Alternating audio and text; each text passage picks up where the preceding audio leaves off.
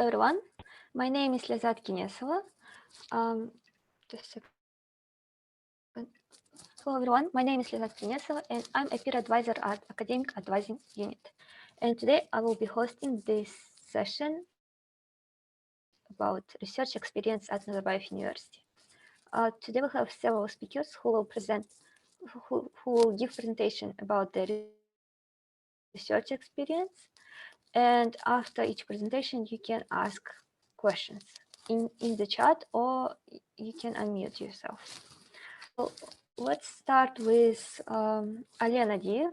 He is a third-year mathematics student, and he will share his experience of doing research in data science and machine learning. Please welcome Alen. Hello, everyone. Can you hear me? Is that? Yes, we can hear you. Okay. So let me share screen.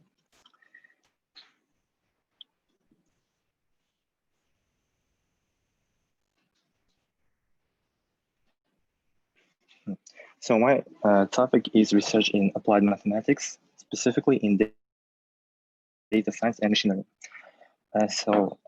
Let me first introduce myself. My name is Alen. I'm a third-year math major student. I'm also a peer advisor at Academic Advising Unit. Currently, I'm doing my research at the Institute of Smart Systems and Artificial Intelligence in Nazarbayev University. And also I'm a member of Data Science Club. Okay, so now I want to talk about my research. So our institute is focused, as you might guess, in research in artificial intelligence and different applications of machine learning in industries like smart industry, healthcare, and smart living. So in particular, I'm involved in Kazakh Speech Corpus project. So basically, we are working with a lot of data, speech data. We collected around 340 hours of speech in Kazakh language, and our idea is to analyze this data and process so that we can, in return, give, for example, speaker the transcribed text. So basically, if the same algorithm like in Siri and Alexa, all these different speech recognition systems. So, okay, now let me talk about what do you need to start doing research in that field, in data science and machine learning. In my opinion, the most important thing is to have good, solid background knowledge. So in my case is mathematics and programming. So here are some of the basic courses that you need to be good at. In mathematics, you need to have good knowledge in calculus, linear algebra, probability, and statistics. While in programming, you need to know how to work with a lot of data, how to use different data structures and algorithms. Okay, so here I created a list of our university courses that are very interesting and essential to succeed in research in data science and machine learning. So in the left column, you can see must-have courses. For example, from math department, there's all calculus courses, then there's linear algebra, probability and statistics again, and in computer science, so the basic 151 and 152 courses will build a very strong background in your programming. So even if you will not use like C and C++ languages, it will help you to develop your programming skills in general, and it will be very easy for you to learn other languages. And also there are algorithms and machine learning courses. And on the right hand side, you can see additional courses that are higher level math and computer science courses that will broaden your knowledge and will lead you to a specific area. Okay, so however, if you want to do research, you cannot limit yourself to undergraduate courses. You have to study by yourself, and here I present some of the very good online resources. So I want to emphasize MIT Open Courseware, where you can find everything, like any undergraduate course, especially technical courses. And also, you may know the online Coursera. So for especially the last two machine learning courses, they're essential to build the background in data science. Okay, also I suggest to in order to increase your programming skills, to practice in the online in the HackerRank or LeetCode. Okay, now my general advice for students who want to start doing research is to maintain good academic performance, to have good GPA, because it really matters to professors. If you want to start doing research with professors, they will generally ask your transcript or just ask your GPA directly. So it really matters. And second, I want to say that you have to work on your weaknesses. If you already know what you want to work on, there will be some areas where you don't have enough knowledge. So in my case, for example, I'm a math student. I had a good background in mathematics. However, I lacked programming. And next, don't be shy talking to professors, because you cannot start doing research without professor. And the last one is start early. So don't wait until like third or fourth year. Okay, here my ideal view in research during undergraduate studies. So if you're in foundation or first year, I want to suggest to focus on your university courses, on your background. So you have to need good GPA, and then try to find your area of interest. So what do you want to study beyond the university courses? And as you already know that you want to go to a specific field, try to build strong background in that field. And during the second year, you can now you can find your professor. So there's a lot of, so basically you can go to the research website of Nazarbayev University and see all the profiles of our professors, and you can email them, or just if you will be in the university, you can directly go to them and ask if they have some interesting project that they can involve you. And then you can start doing research, and if you can, try to make scientific publication, because if you have scientific publication in the third and fourth year, it will be easier for you to find opportunities abroad. So in the third and fourth year, find opportunities abroad and try to find different research opportunities, like in the research internships or anything else. And also continue engaging with your previous professor, and lastly, prepare for graduate programs, because if you are doing research, I think you will definitely go beyond bachelor's degree, and you will have to pursue master's or PhD. Okay, and here the quote: "The secret of getting ahead is getting started." So don't wait till, like I said, don't wait till third and fourth year. Start early during the first and second years. And all for my presentations. Now I think we can go to questions.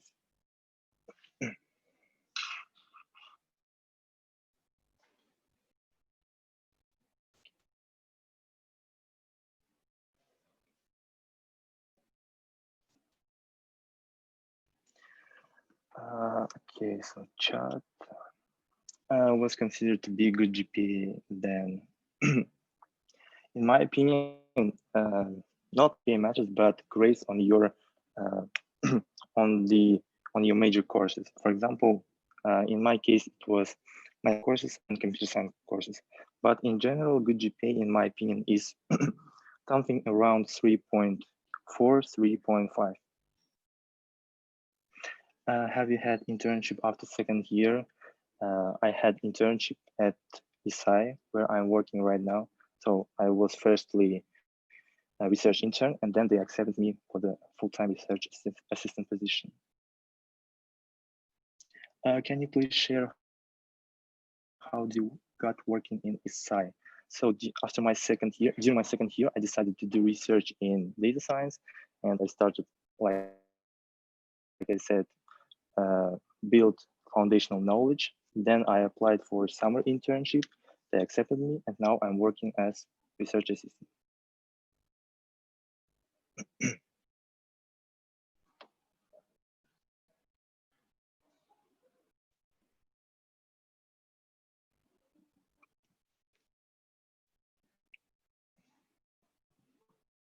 Okay, do you have any questions? Okay. What if I'm already in my second year, but my GPA is not good enough? Tell me. So if your GPA is not good enough, still professor will consider you if you will show that you have curiosity and you have passion in his research. So GPA matters, but also what matters is your passion. So if you really want to do that thing, he will accept or she. Uh, how is the proposal to work on research with professors should look like in written form? In most cases, it's just an email. So you directly email professor and asking if you have some changes, here my resume, here my transcript, etc. And then he'll reply.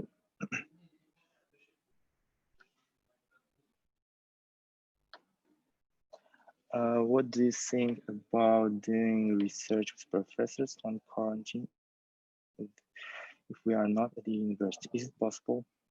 Yes, it's definitely possible because, uh, for example, in my field, you don't have to um, be at the university or in the laboratory because you can do all the research remotely and you can contact professors remotely. So you can definitely do the research uh, remotely.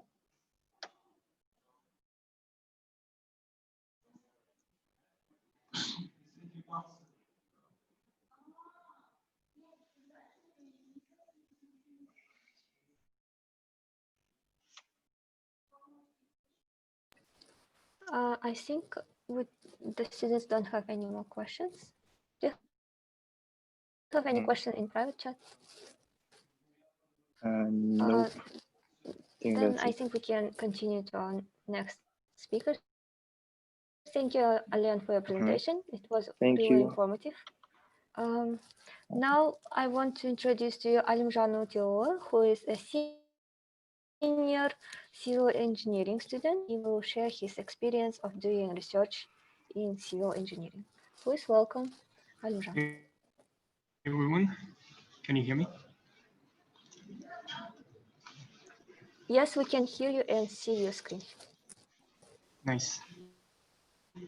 Okay, so hi guys, hope you're doing well. So, and in this presentation, I'd like to talk about doing research in civil engineering.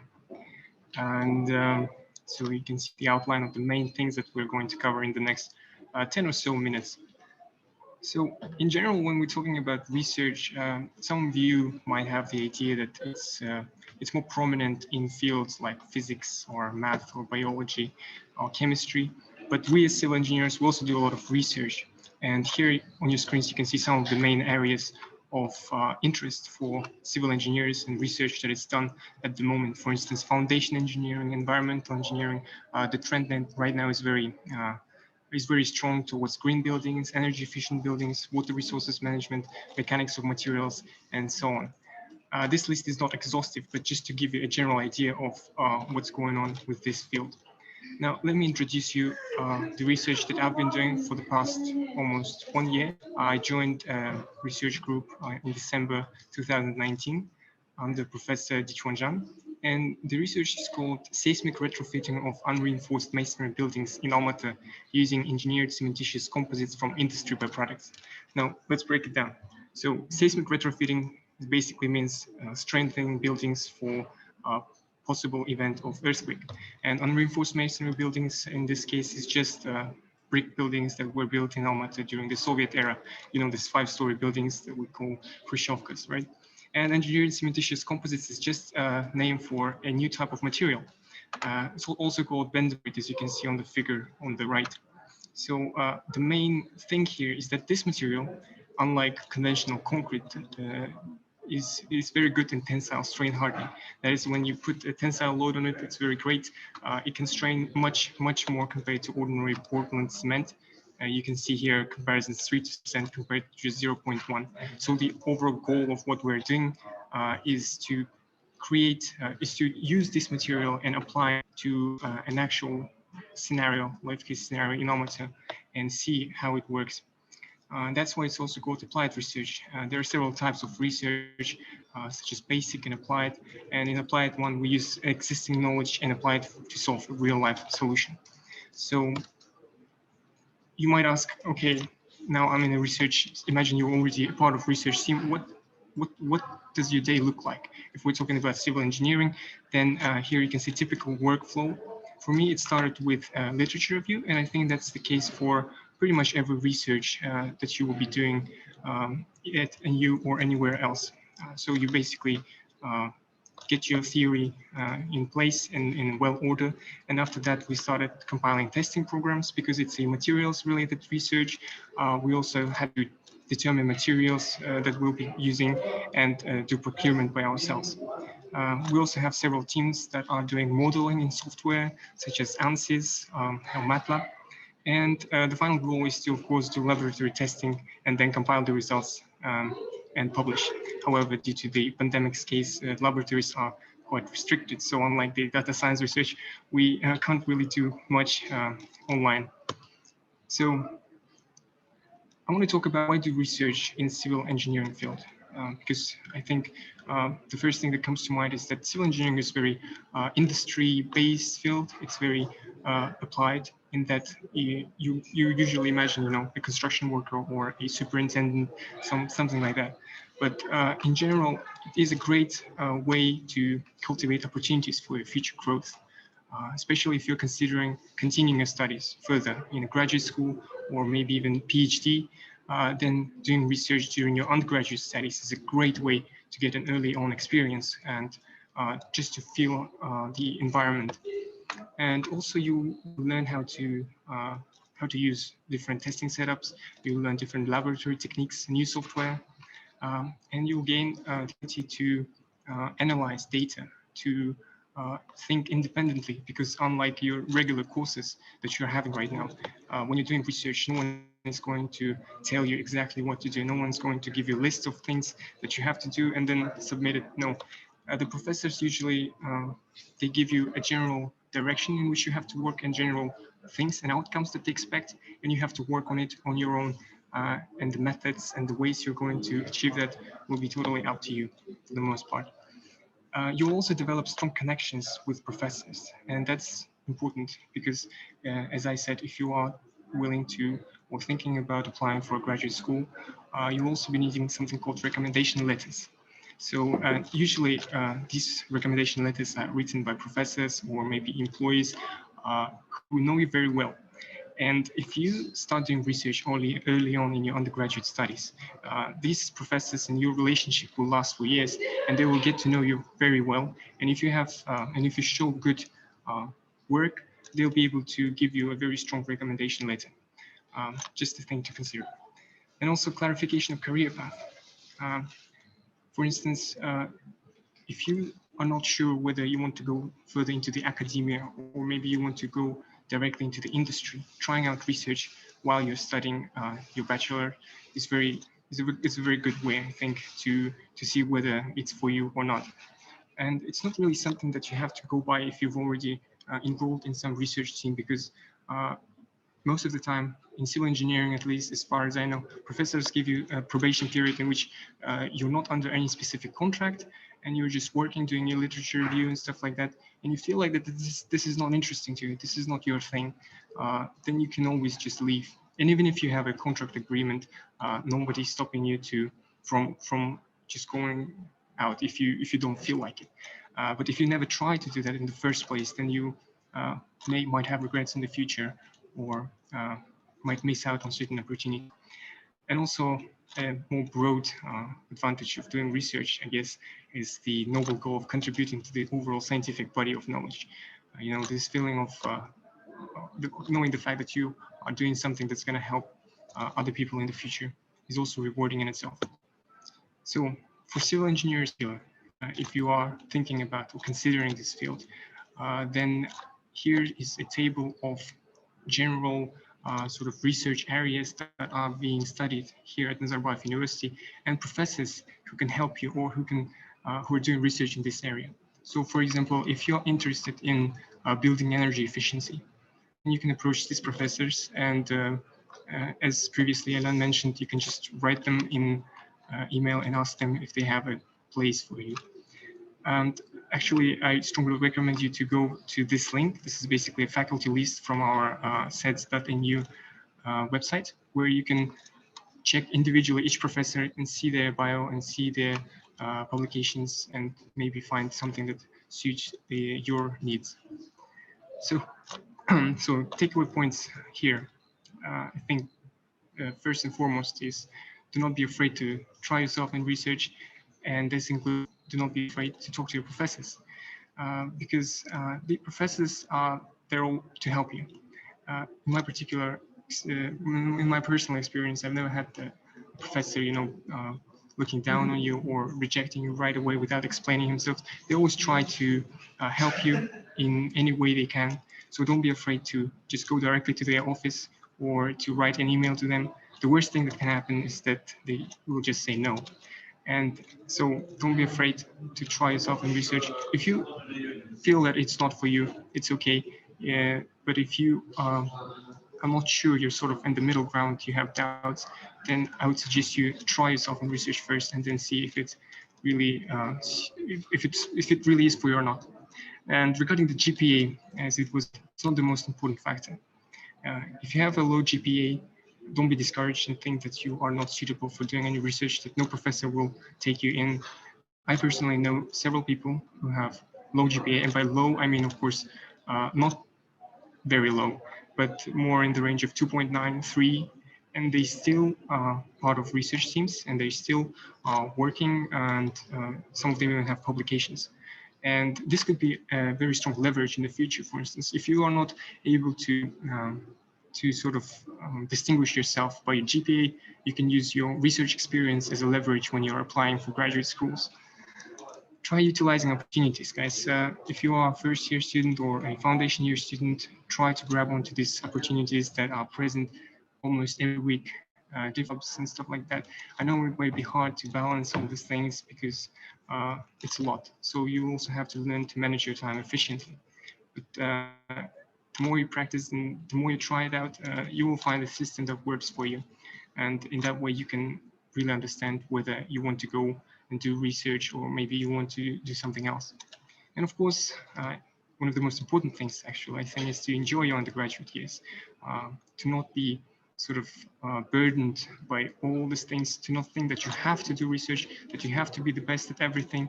It's okay if you are very good at research, but not so well at your studies. It's all right. But of course, the final goal should be to try your best in everything you can. So, and on this note, I'd like to conclude my presentation. Thanks for attention. And if you have any questions, please feel free to ask. It can be about research, about civil engineering, anything really.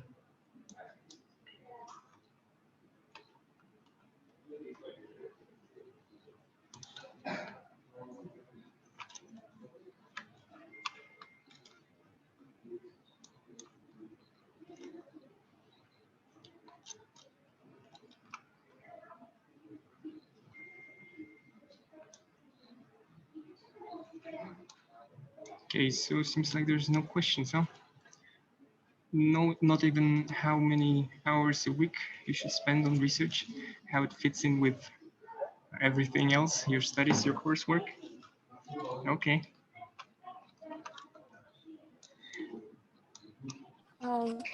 Thank you, Elmjan, for your presentation. I think You're welcome. if students have any question, they can email you or write to your Instagram.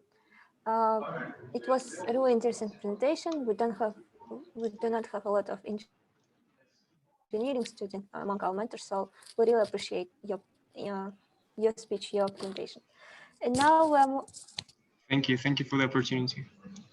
Thank you. And now we're moving to our biology students. Our next speaker is junior biology sciences student. She is Agirim Kabulova, and she will tell us about her experience of doing research as an undergraduate student. Please welcome Agirim. Hi guys, I hope you can hear me and see my screen. Yes, we can hear you and see the screen. Okay, good. So my name is Aigerim. I'm a fourth year biological sciences student and I work as a research assistant at lab.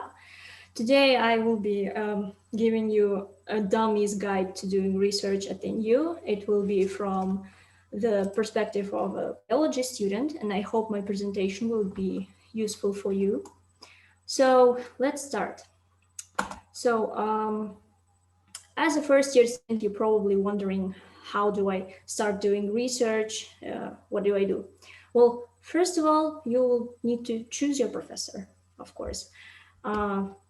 Choosing your professor, you need to search for them on the website. That magical site is given on the screen. You can read about their background, their research interests, and when you choose a professor, you really want your research interests to overlap with those of the professor. So you really need to think about it, and it is difficult to choose professor. Then you read about them, you finally choose your professor, and you contact your professor of choice. Guys, please, please, please, when you contact your professor of choice, make sure that you learn proper email etiquette. And don't forget to attach your CV, because that's how you get to know you. Of course, some professors might not respond to you, and that's totally fine. It might be because your message got into their folder, and you can try to email them again maybe, or approach them at their office. Some professors might reject you, and it's also totally fine, because when you're a freshman or a foundation year student, some of them don't accept freshmen because they don't have enough experience at lab. But some professors will accept you or invite you to an interview to get to know you better, and that's actually would be really cool. Now, let's imagine an ideal situation when you passed the interview, for example, or professor accepted you to their lab, and now you're actually entering it. Of course, when you enter the lab, you're a complete stranger, and I will just give you an insight to how like to be a newbie in the lab. So in the lab, you have your mastermind, your professor, who is a professional, who knows what he's doing. Then you have his or her students, assistants, who actually know what they're doing, but maybe they're not, maybe they don't, you don't know for sure. And the last step in this hierarchy, it's you, a complete stranger. Nobody knows you, nobody knows what you're capable of, and you need to earn their trust to do experiments. So when you enter a lab, you will be basically an errand boy. You will be doing like simple, small tasks like washing dishes or helping other students or assistants with their stuff, but you won't have your own experiments. And you also need to remind your professor about your existence, because he or she might forget about you. They have other duties to do, and you're a complete stranger. If you are not trying to do something engaging, not showing your dedication to this research, you're nobody, basically. And let's imagine that you successfully passed this probation period when you were an errand boy, and now you actually have your own experiments. And you're doing your experiments, you're thinking about publications. Yay, I'll have a publication finally. Like, I will do this experiments really fast, I'll get a publication. Is that a reality? No, it's not, unfortunately. Unfortunately, when you do experiments, especially in biology, you might be having 2 or more years of experiments to write your actual research paper. And as an undergraduate students, what we want is a lot of publications to be able to enter graduate school. So what we want to do is try to publish as fast as possible. And a way to do this is write a review or a comment paper with your professor. Don't hesitate to propose a topic on writing a review paper to your professor. He or she might not, but they will understand you. Because they know that we need publications, and they've been through the same thing when they were undergraduate students. You also might want to email other professors from other universities, maybe, to write a review paper. That's also totally fine. It would be cool actually when you try to work with other people from different labs, from different countries even. That's great. Don't hesitate to do that.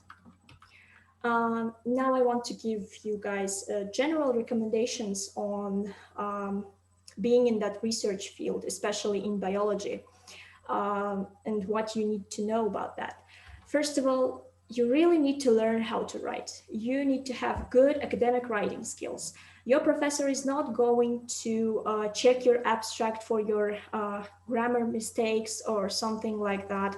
They don't have time for that. You need to be responsible for this. Second of all, really learn statistics. We all hate statistics. It's complicated. It's not interesting sometimes. It's boring actually, but it's the only way you can validate your data. And if you don't know how to use statistics for that purposes, well, your research is going to be rubbish. Third is that you need to learn to read and analyze research papers. See, when you write a research paper, be it a review paper or research based on your experiments, you will use other resources, and you don't have time to like spend hours on one research paper just to understand it. You need to learn to skim and scan it and find information that is valuable for you. So learn to do that. And actually try to always learn. It's fun experience to doing experiments, to actually learning something new when you're in lab. And do not expect that when you enter the lab or when you are thinking about entering a research field, you need to know everything to be perfect. It's not the case. It's just not. There is no way you will have a perfect background in something so that you will be perfect researcher. The point of research is finding something new, is learning and about knowing it already. So be patient and always be dedicated and eager to gain new knowledge from your professor and from yours. So thank you for your attention. I will in chat or like in Telegram if you have any I will be happy to answer, actually, because there are different types of research that you might write as a student or something like that. A review paper is basically when you, for example, choose a topic like breast cancer, and you write every study in this paper. You describe these studies and you summarize all of the studies that exist on this topic. Hope I answered your question.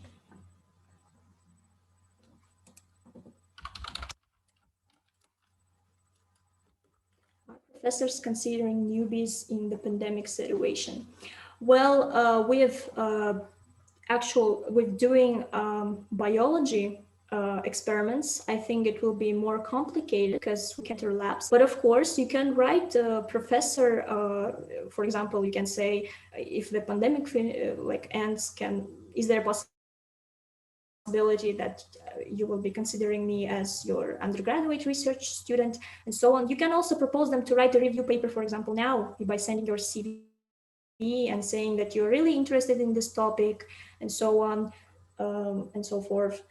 But you can try it anyway. when we go to research and help professor with his research, or we should decide our own topic of research or work on it? That's a good question, because when you approach your professor, you might propose to do something that you have in your mind, and professor might consider it, because they really like students who propose something of their own, and that will be really interesting. But please make sure that your topic of interest really overlaps with the research interests of your professor, because like your professor has his own specialty, the field he specializes in, and you want to make sure that it is also interesting for him or for her.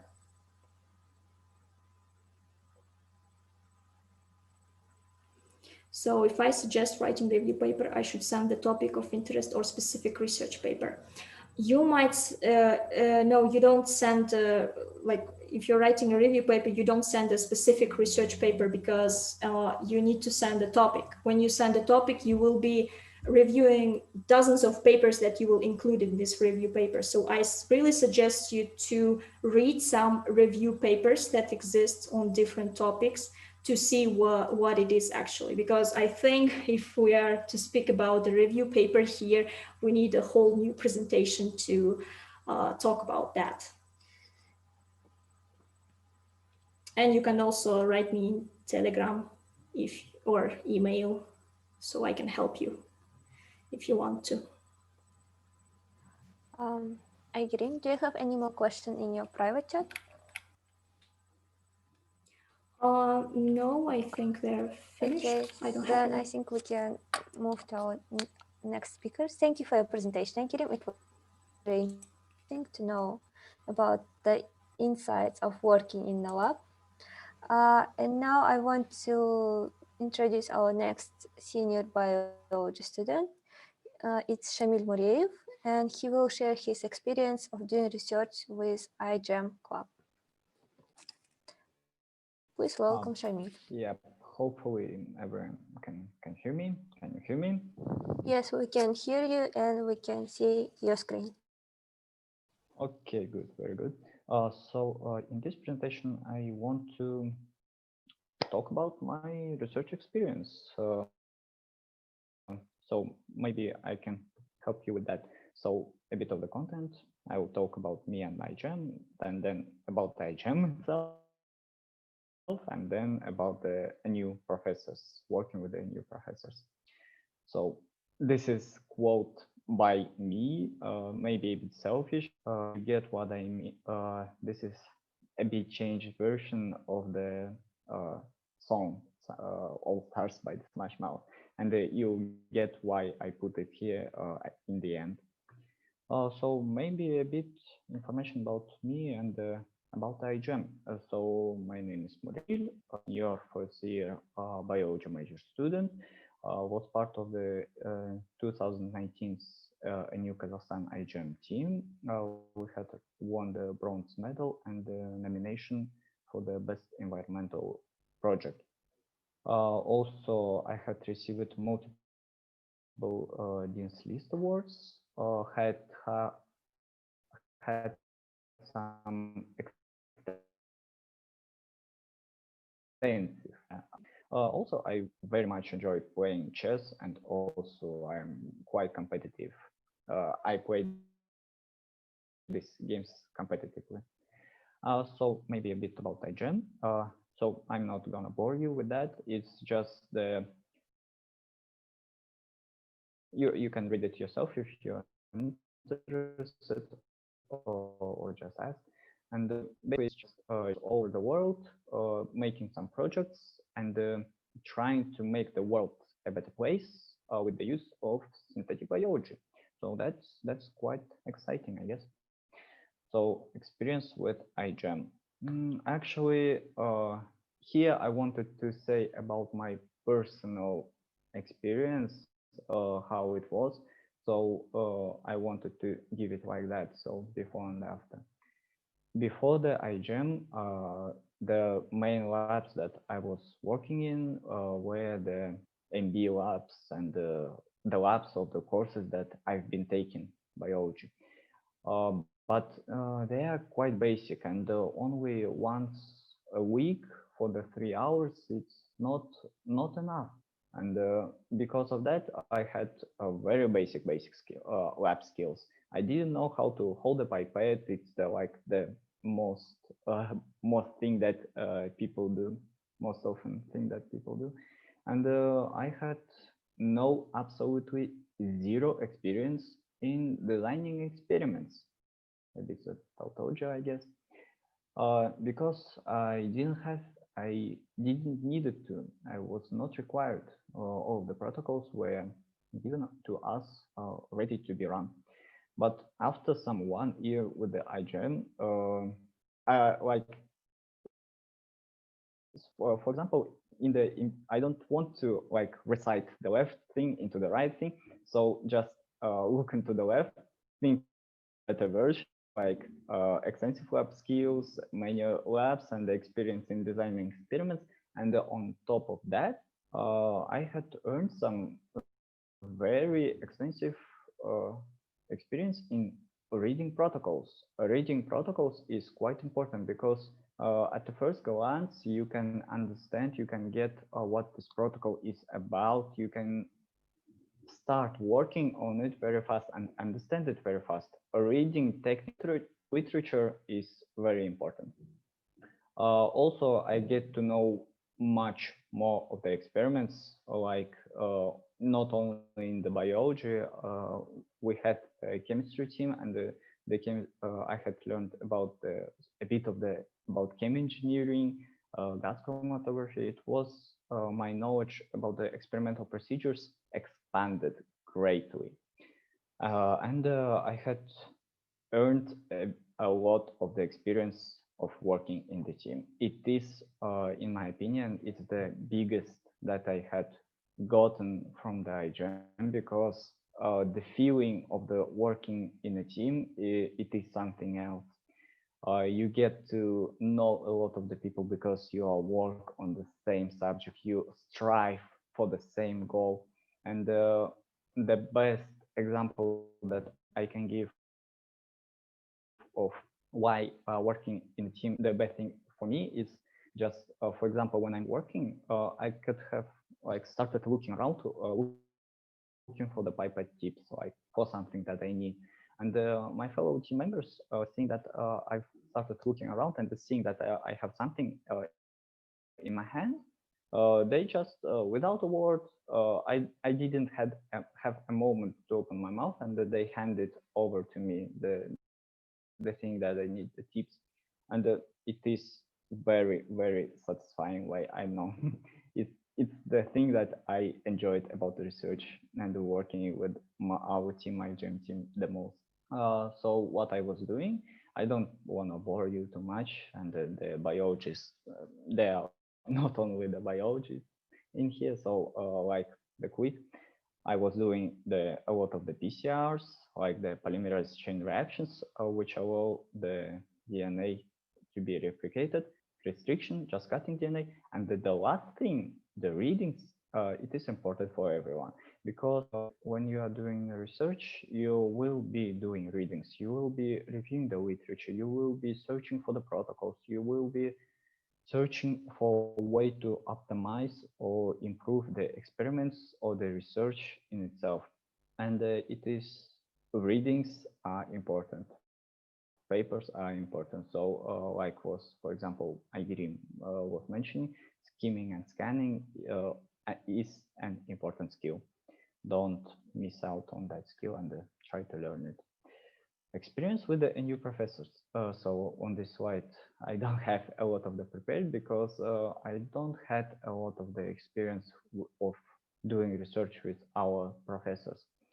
Because after finishing my jam, I had some professors who I wanted to work with, but then due to one or another reason, I didn't started working on them.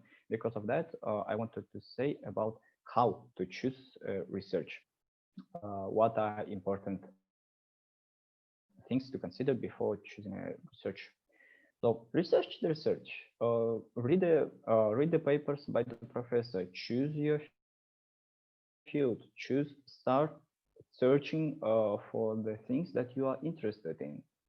Uh, just do the general research, and you can contact the professor, write an email, request a meeting. In that meeting, say that you are interested in the research theme. You can recite there the papers that they had wrote, and this will be very impressive. Just don't be afraid of the professors. They are the humans. They are still the humans, and they can talk to you. And then you can start gathering opinions, like ask your friends or fellow students or like anyone what they think about the professor, what they think about their research, what they think about this field overall. This can help you sort things out, and you can decide on your opinion yourself. Then there is the like most important part, I guess. Try. It is very hard to decide on something when you are in the vacuum. There is no shortcut. If you want to start to work right now. Start researching the research or something. And if you are in that sphere, try to work on it and see if it fits for you. Like if you started and you see that it doesn't fit you, that's totally fine, and you can drop it any moment. And this, I guess, leads to the last talk to the team of the professor of your choice. There had been moments when, after talking to the team of the researcher, I had decided to not to go into his or her team because I was a bit concerned. And talk to the team, maybe if you know them beforehand, that will be perfect. If you get to know them when you started like the working, that's totally fine too. Just ask them, they have more experience, and ask them, do they like them or not? What do they think? Just gather the opinions on the next level. So maybe I can have a bit of the conclusion right here, and like try to have fun. I have a bit of the, I don't know, interesting philosophy on the subject of research and anything that human can do. And it states that anything, literally everything that humans do can be considered as an art, because art is something that people express them through. And the people, the researchers, the professors express themselves through the research, and I see it that way. And the good art, good research cannot be done without fun. So try to have fun. The research can be really fun, and you should enjoy it. So I guess that marks the end of my presentation. Thank you for your attention. If you have any questions, I will be gladly answering them. So I guess there's something in the chat. When iGEM will recruit students for the competition?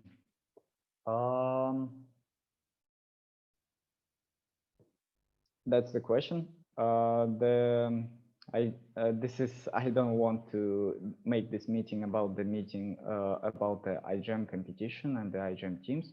It's just the pandemics make these things very hard, and I'm just senior student. I will not be participating in the next year's iGEM competition, and you should contact the iGEM club on that one.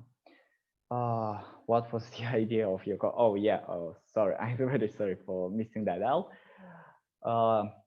The song that by All Stars goes like, somebody once told me the world is gonna roll me. So, but there's the flip on that, and it really messes with the people who know the song very well. And it is the song that I was singing at the 3 a.m. Walking from the one lab to another, or walking to the dormitory after the night lab session. And I was having fun. I was singing that song. I was singing that strange song because I was having so much fun. I was tired as I don't know who, but I was having fun, and because of that, I put that quote in there. Is it too late to start doing the research in the second year? It's never too late to start the research. Like if you ask a question, is it early? Is it late? When I start now. It's never too late. You can handle it. I believe in you. So how we can enter iGEM team? What are the requirements? Again, I was answering kind of this question. I don't want to turn this into an iGEM meeting and uh, ask. You can write me an email, I guess, or just ask the iGEM club. How do we work? How do the work goes in the iGEM during these pandemic times? This is the thing. A new Kazakhstan iGEM team, the iGEM team of our university, was not participating in this year's competition. Very unfortunate. I was part of that team, and we were heartbroken. But I guess there is nothing we can do. The pandemics are very harsh, and we were, like I was mentioned, we were running the experiments until the 3 or 4 5 a.m. at night, and we couldn't run these experiments, and we decided not to participate. But in the next year, who knows? Maybe the lab access will be granted for the iGEM team of the future. Can you share some tips on how to excel on courses and having high GPA? Thank you for your presentation. Okay, I'm glad you enjoyed the presentation. Can you share some tips? I guess the thing is just try to have fun. Really, when I was learning on the MB, I the MB is very basic, and there are a lot of the stuff like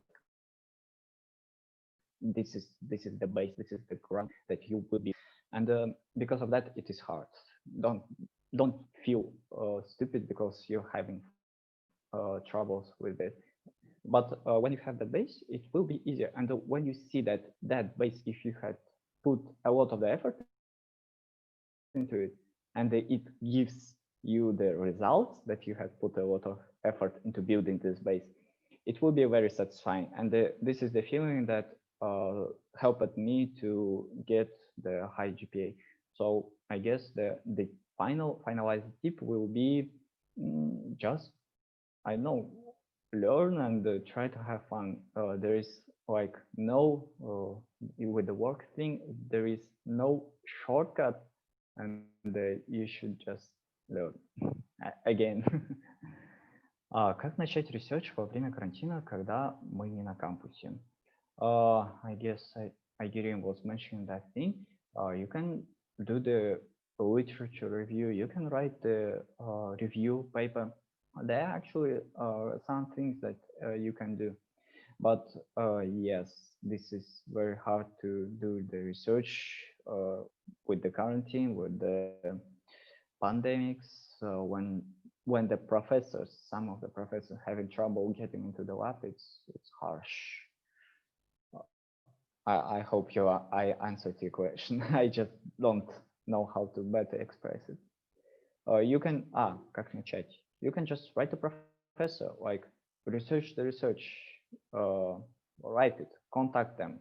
Maybe he or she can give you some research papers to research on, and then they can integrate that part into their publication. I know, ask them, see, it depends on your sphere. It all depends. Okay, thank you. Isn't it too late for second year students with relatively low GPA to start doing research? Again, it's never early. It's always the time. Start now. And the GPA is not a thing. Like GPA is not the most important thing. Like some professors look at it. I know But for example, when we started the recruitment for our previous team, and when I was recruiting, I didn't look at GPA. The GPA is not the prime criteria, and if you know your sphere, if you know the research, if you have done research, I think you can get into the anywhere. Like it is possible. How can I start research on a distance of campus? Decide on the theme, research the theme, then find the professor who you want to work with and contact them. Ask them, for example, to help you with review paper, or ask them is there something you can do for them. Like maybe they will be interested in that too, and try to see. Just you can write the professors and do the research of their field.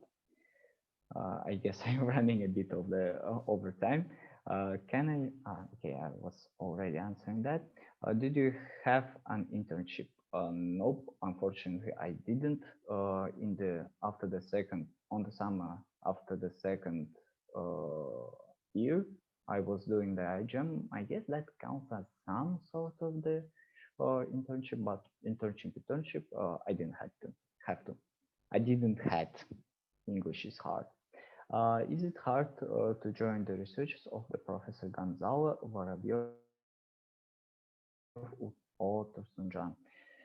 You should contact them, and maybe I know the joining the research of the Professor Vorobyov is quite hard. My friend had worked quite to get into his research team, and working there is harsh, but he's enjoying it, and it is on him. Professor Gonzalo, you should. He works. I don't remember his research topic, but you can ask him, like if you want to work with him, just see his papers, read his papers, see his field, and contact him. Again, is there something I can do on the distance? Are you interested in taking me on all the sun? Are you interested in taking me into your research? Same goes for the Professor Tusanjan. And I guess this is all for the questions. I don't see any in the chat. So am I finished? Thank you, Shamil, for your presentation. And thank you for answering all of the questions. Goodbye, guys. And now we are going to move to our next speaker. He is also a senior biology student. His name is Sultan Bekbaev, and he will share his experience of doing research with new professors. Please welcome Sultan. Thank you for nice introduction, and thank you, Shamil, for a nice presentation. Okay, so can you see? Yes, we can see you. Cool. So I'll be talking about my undergraduate research experience in Vorobyov team. So first, this is the outline. First, I'll explain who's Dr. Vorobyov and what we do and what I do in the lab. And I'll also briefly speak about the works of other students in our team. And then I'll speak about my internship, how to join the team, and acknowledgements. So, okay, let's go. Who's Dr. Vorobyov? Dr. Vorobyov is the full professor in the School of Science and Humanities. He has Hirsch index of 26, which is quite high in the field of cell biology, and he's the head of chemistry department. He's the head of lab of imaging and biophotonics, and he has this kind of courses you can read: molecular biology of the cell, advanced cell biology, and course on microscopy. Also, during my freshman year, he had the course on MB1 and MB2. So he's known in the field of, actually, he's known in the world of science for this picture. Okay, for this picture. This is the picture. He's the first one in the history of science who has taken the picture of centrioles. And this picture you can find even in the classical book of molecular cell biology in the Alberts. So, and his next big contribution in the cell biology is opening the process of dividing of mitochondria, how mitochondria proliferate. So after adding of diazepam, this mitochondria, energetical center of the cells, they start to fission. And so this way, this mitochondria proliferate. And what do we study? So we use the methods of microscopy because it's cell biology and we have to see everything. We have to see every cellular process, and I'll explain what do we study. And before doing that, I want to start from the microtubules. All of you know, even if you are not a biologist, that all organisms consist of organs, and organs consist of tissues, tissues consist of cells. So each organism consists of cells. And cells at the same time has their own organs, which are called organelles. These are nucleus, these are cytoplasm, cellular membrane, etc. And one of the important cellular components are cytoskeleton, which consists of 3 different parts: microtubules, intermediate filaments, actin filaments. So we are interested in microtubules. Microtubules are components of cytoskeleton. And so when people think about skeleton, they usually think about human skeleton and project this idea to the cells by thinking that this cellular skeleton is also like static elements as human bones. And so they are like used only for mechanical stuff. But in the cells, these microtubules, they are super dynamic, and normal state is like polymerization and depolymerization, polymerization, depolymerization. And in this dynamic instability, they have different functions in the cell. So one of the functions in the cell motility, when cells migrate and when cells contact with each other, how they interact with each other. And one of the important function of these microtubules is during mitosis. So during the division here, you can see these microtubules during mitosis. So when cells divide into 2 daughter cells, these microtubules separate the chromosomes. Okay. So during the mitosis, these microtubules of the interface cell, they reassemble to the form of mitotic, which you can hear. And at these places, we have that centrioles, which was the image of which was first taken by Dr. Varabiov. And these microtubules, they function as ropes. So during mitosis, they bind to the chromosomes, and if everything is okay, they first push, pull, push, pull, and if each chromosome is connected to microtubules, they separate them. They pull them into 2 different parts of the cells. And that point, when they check if everything is okay with the chromosomes and microtubules, this point is called mitotic checkpoint. So, okay, we have finished with microtubules introduction. And now I want to speak about cancer. You all know that normally the division of the cells in the organism strictly controlled. For example, you might, for example, heard about the facts like human blood can regenerate only in 3 months, or like if you broke your bones before it heals, it took like years. And so because it happens very slowly and it's under control. But when we speak about the cancer, they divide like always, because their division is uncontrolled and they divide as they grow. So they divide every 24 hours and they are literally immortal. For example, in our lab, we have cell line which was taken from the patient in 1952. These are HeLa cells, and currently they are alive, and we are doing experiments on them. So they never senesce, and they always divide, and etc. So the ability to divide of cancer cells is not controlled, but we have microtubules which control the division process, which control the mitosis. So if we want to kill them, we can do something with microtubules. If we change their dynamic instability, if we inhibit them, mitosis should also be inhibited, and these cells cannot go through the mitotic checkpoint, and they should die. And for that,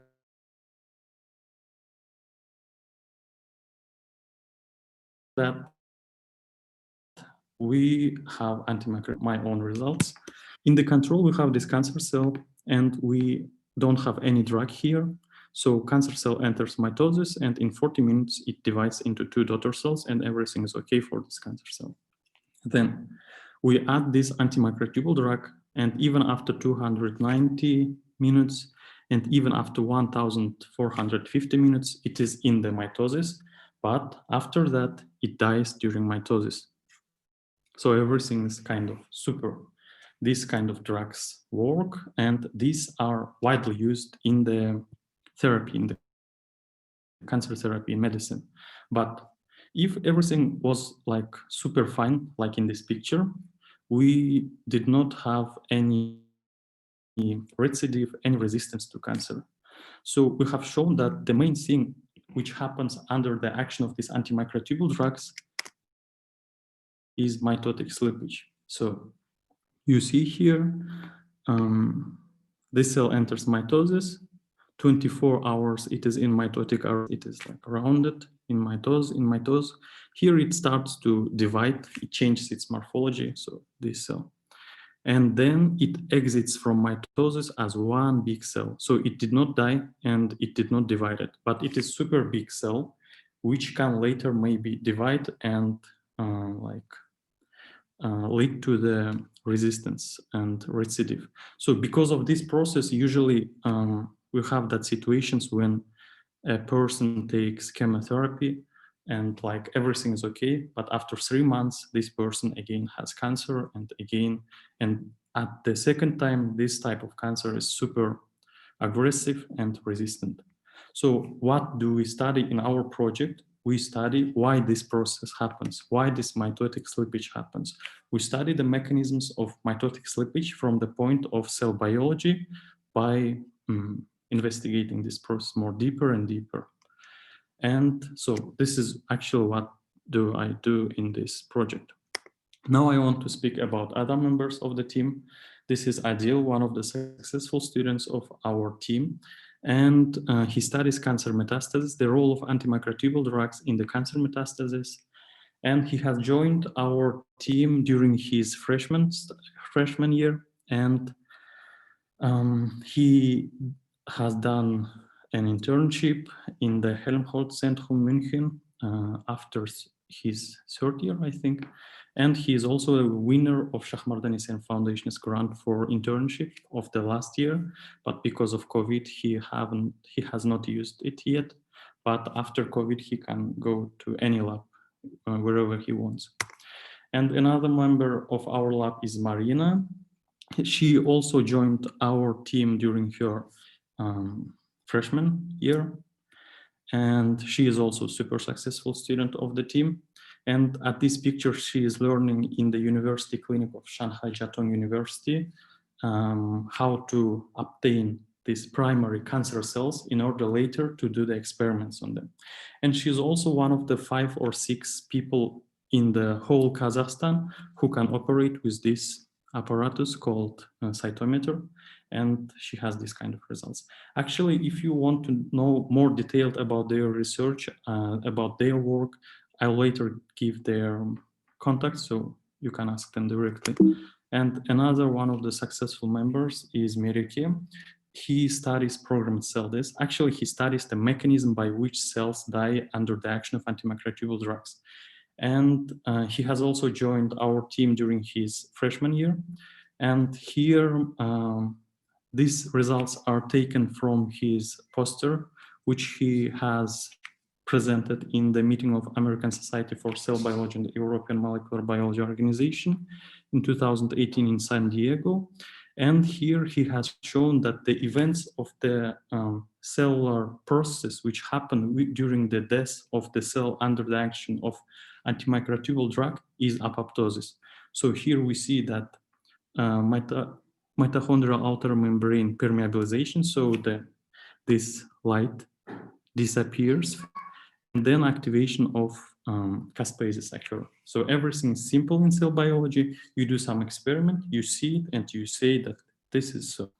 So then I'll briefly talk about my internship, why I have done this, and why I did it for 7 months, and why I have taken academic year in order to do that. So I have joined this project under the supervision of Dr. Vorovyov during my foundation year. And from that moment, I have published 5 times in the molecular cell biology, and I have presented all my results in the Conference of American Cell Biology and European Molecular Biology Organization. And here I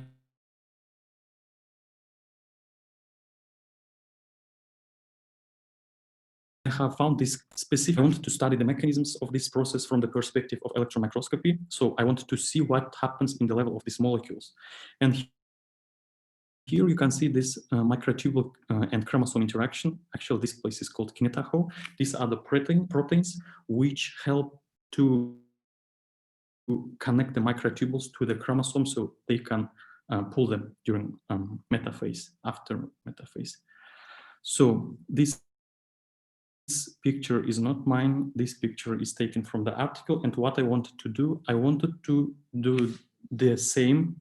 I wanted to take the same images, but under the action of antimicrotubule drugs. So I wanted to see what happens to this junction of microtubule and kinetochores during this mitotic arrest. So in order to do that, I wanted to do the same stuff using the focused ion beam scanning electron microscopy. So here you can see, so this is 3D electron microscopy. And this is how it works. So first we have this lock with the cell. It removes with the help of ion beam the layer, scans the surface with the help of electron beam. Then again, it removes the layer. So we have the tomography. So the best place to learn that is European Molecular Biology Organization, European Molecular Biology Laboratory, and the team of Dr. Yannick Schwab. And actually this lab has taken Nobel Prize because of the work of Jacques Dubochet in 2017 for his making the method of cryo-electron for cryo-electron microscopy, this high pressure freezing. So I wanted to do the internship in this lab and to learn that method to be able to do the same that with microtubules in our lab in Nazarbayev University. So that is why I have taken academic year and I learned there 7 months.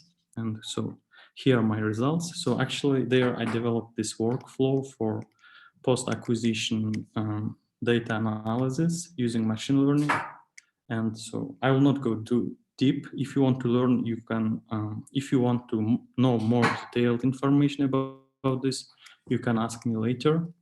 And so this is the results. Here you can see this tomography images. And here we have done this for endoplasmatic reticulum. This is like the predicted image for small data. And this was for the whole cell. And using this method, we can like save the time, because for manual segmentation of this data usually takes like 2 years. But using this method, we can segment the whole cell only in 10 days. So that was the result. And now the information for those who want to join our team. These are the plans of our team. If you want to join, you can join any of these projects. And if you have your own ideas, you can contact Ivan Vorovyov, and so you can find like your project. And in order to join, you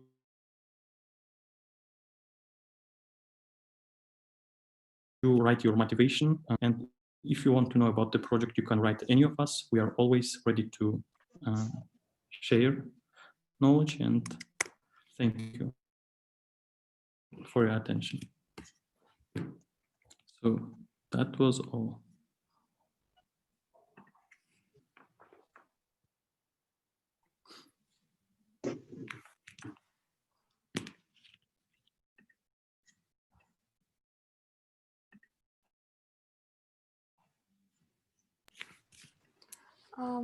So dear students, do you have any questions for Sultan?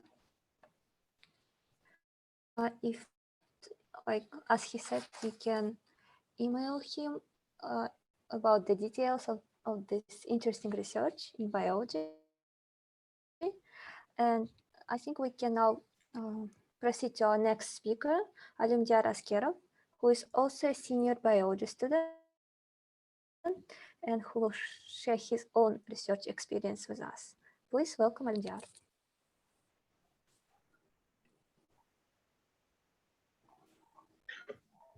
Hey everybody, can you hear me and see my screen? Yes, we can hear and see your screen.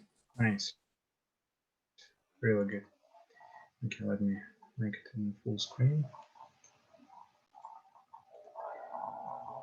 So first of all, I want to tell you that my name is Alimdar, and I am, like as I said before, a senior student in biology major.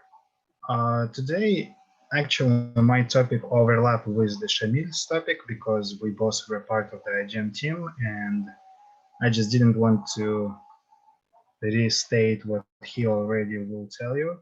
No, he already told you what he is or was doing in the IGM. So I decided to make a presentation more about the IGM Club itself for you to just get an idea what it's all about. Because, by the way, you all had questions about IGM. So let's start. So first of all, what is the IGM? And the IGM is an abbreviation for the International Genetical Engineering Machine. It is international prestigious synthetic biology competition that it hosts more than 300 teams around the world, held at the Heinz Convention Center of Boston. So all of us who participate in IGM, we all at certain point in November or October go to the USA, specifically to Boston, and present our projects. And there are different type of branches within the IGM. It's medicine, energy, environment, whatever type of project you are in. So like you see, it presents the best novel solutions for the challenges in health, environment, industry, manufacturing, and yeah, there are like 10 different branches. And really interesting moment is that IGEM is really special opportunity for anyone in EU because it simultaneously combines three different types of what we want to do. So first of all, it's internship for us, as well it is company experience for us, and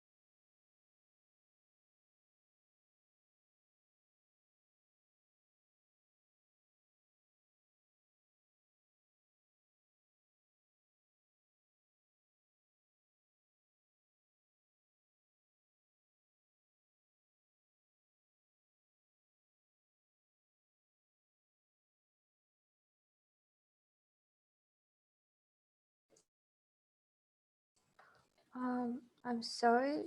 I think there are some technical difficulties. Please wait just a second. We will resolve them. Can you hear me? Yes, now we Sorry. can hear you, but we do not see your Okay, screen. let me do it. Maybe you can turn off your video. So, Yeah. okay, thank you. Yeah. I don't know what's happened. Sorry for the technical issues. Yeah, it's just bad internet connection. Sorry. Distant learning. That's all. So okay, who are the iGEM team?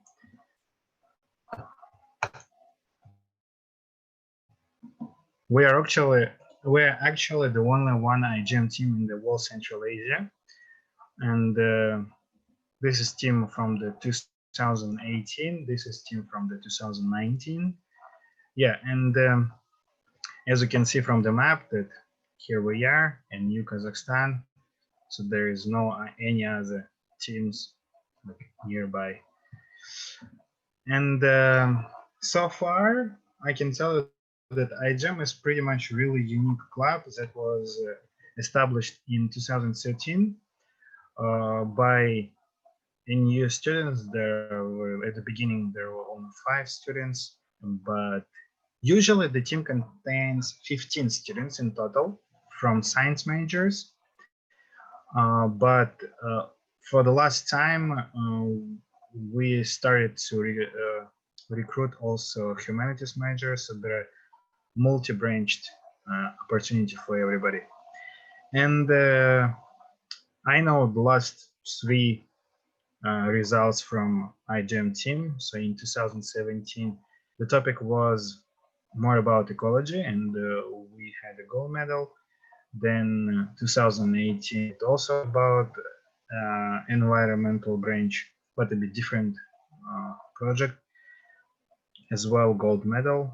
And 2019, we switched to the energy field, and we had a bronze medal. And also, we presented the same project in the other competition beside of iGEM, and there our team was in top 3. It's somewhere in, they presented it somewhere in the Europe and won the grant for 4,000 euros. What I am saying that iGEM is not only about biology, it's also about all other majors, because in the iGEM you don't just learn the pure technical biology lab related stuff. You also have such thing like integrated human practices where you practice your soft skills. So you have to go somewhere in the companies related to your research project, ask experts regarding the certain issue.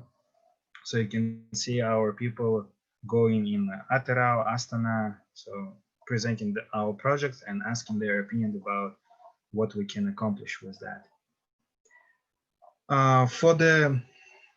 We also have to make own website, own page, wiki page, where we put all of our results, all the timeline, all everything that we are working on. And this is a task for the computer science major usually. So last year we had 1 computer science major in student who put everything all together in this website. Also, last year we had an engineering student who also helped us with the modeling and math related stuff. You can see from the bottom picture, this is also math, a lot of math actually. And iGEM, so like I said before, different majors can apply iGEM. So of course, everybody knows that biologists usually apply for the iGEM because majority of the work is done by the biologist, but there are tons of different tasks that the biologists cannot accomplish themselves directly. So the teams have to have some people from the chemistry department, engineering, computer science, and we didn't have a humanities people in our team last year and in the previous years at all, but we always hiring them, trying to elaborate and asking the help from them, because like I presented before, we always go into some companies and we need some like professional scripts, soft skill masters who can explain us how to talk with those people. And of course, there are a lot of writing. Then this is the results. So the project itself going within 1 year. So usually we start working at the beginning of spring, like March or April, going through the whole year and present it in the October or November. So it's like 7-8 months in total. And when you're finishing, you are actually having those certificates, and really glad that you have finished it. This is team from 2019. Oh, no, 18. This is from 17. So this is more or less what I wanted to tell about iGEM. Yeah, you can ask me questions regarding the iGEM itself. Also, you can ask me questions about if somebody is interested about minor and good studies, how to have a good, better GPA, and so on. I'm actually finished. You can ask me questions.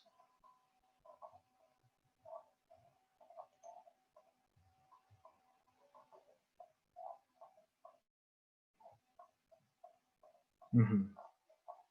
How to improve the GPA? A really good question. How to improve GPA?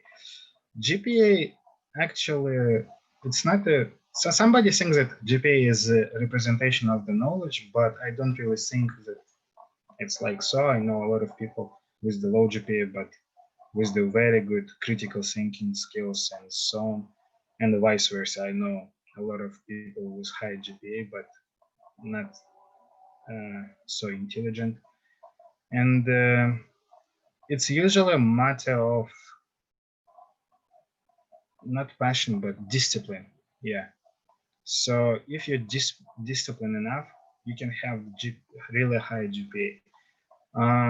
First of all, already a lot of presenters told you, talk to professors, ask them what they want. Because if they do not give you clear specification of what they want from you regarding particular topic, always ask them saying that, hey, you didn't explain us how to do this. And they will reply to you. And I'm constantly writing tons of emails to my professors and arguing with them with almost every single topic. And it may seem that I like increase it slightly, but in overall way, it results in a pretty high difference. So do not hesitate to ask questions and argue with them, but of course in a polite way. Any questions? Okay, if you don't have any questions, you can write me email or whatever you want, and I will reply to you. Thank you, Alimdar, for your presentation. It was a really interesting presentation about the IGEM club's projects and researches. And we hope that it was beneficial for the students, because some students often ask about what IGEM club does. Okay, so with this, we finished the presentation of all our speakers. We hope that you enjoyed this session. And I want once again to thank you, our mentors who presented prepared and participated in this event. If you don't have any more questions, we can end the session now. If you have some more questions, you can email them to our speakers, mentors, or via the social medias that they shared, or you can also always write to our peer advisors through our Telegram chat. Again, thank you for coming and participating in our event.